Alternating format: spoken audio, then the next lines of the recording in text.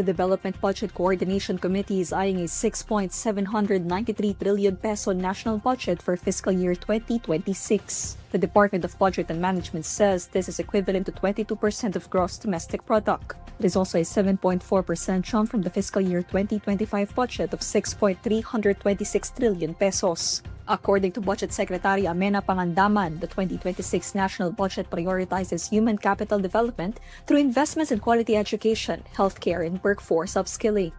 Apart from these, Pangandaman cites continued investments in the Build Better More Infrastructure program and digital transformation. She says the 2026 national budget will also strengthen efforts to boost climate and disaster resilience, improve social protection systems, and advance the devolution of basic services to local government units. Pangandaman says the DBM initially received agency budget proposals totaling 10.101 trillion pesos. However, the agency evaluated which programs to prioritize due to limited fiscal space and the government's commitment to gradually narrowing the fiscal deficit over the medium term. According to DBM, the proposed 2026 National Expenditure Program is set to be submitted to Congress in August. The National Police Commission is investigating a claim that police officers were involved in the abduction of cockfighting enthusiasts or sabungeros. The claim comes from one of the case suspects, a Manila cockfighting arena security guard identified only as Totoy, in a GMA News interview aired on Tuesday, June 24. In a statement on Friday, June 27, Napolcom says Vice Chairperson and Executive Officer Rafael Calinisan ordered their inspection, monitoring, and investigation service to start a motu proprio investigation into the alleged involvement of police officers in the abductions. The Commission says it will not hesitate to remove from the service any police personnel found to have colluded with the group allegedly responsible for killing the victims and dumping their bodies in Taal Lake. Totoy previously claimed 34 abducted sabungeros were killed, tied to sandbags, and dumped into the Taal Lake. Calinisan appeals to Totoy to appear and submit his complaint affidavit with Napolcom so they can investigate and hear the case with absolute dispatch.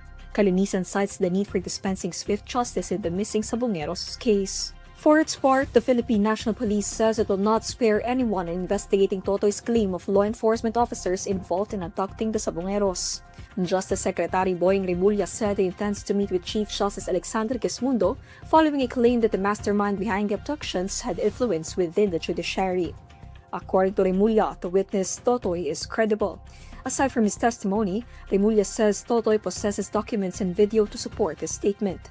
Citing Totoy's statements, Remulla says the mastermind behind the abduction can even handle the Supreme Court. Remulla also expressed concerns over the vast financial power wielded by the alleged mastermind. The Metropolitan Manila Development Authority says cables were stolen from CCTV cameras used for the no-contact apprehension policy program in the Guadalupe area in Makati City.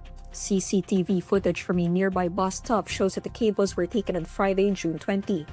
MMDA Public Information Officer Sharon Gentalian says the agency discovered the missing cables on Tuesday, June 24.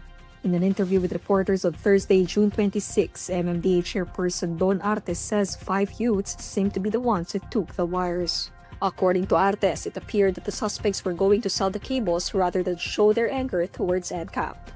Artes further says the MMDA is working with police to track down the suspects. He says they are also in the process of acquiring clearer CCTV footage of the incident.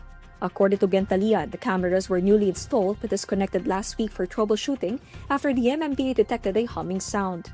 The MMDA resumed the implementation of NCAP over several major thoroughfares in Metro Manila in May as part of a bid to ease traffic congestion.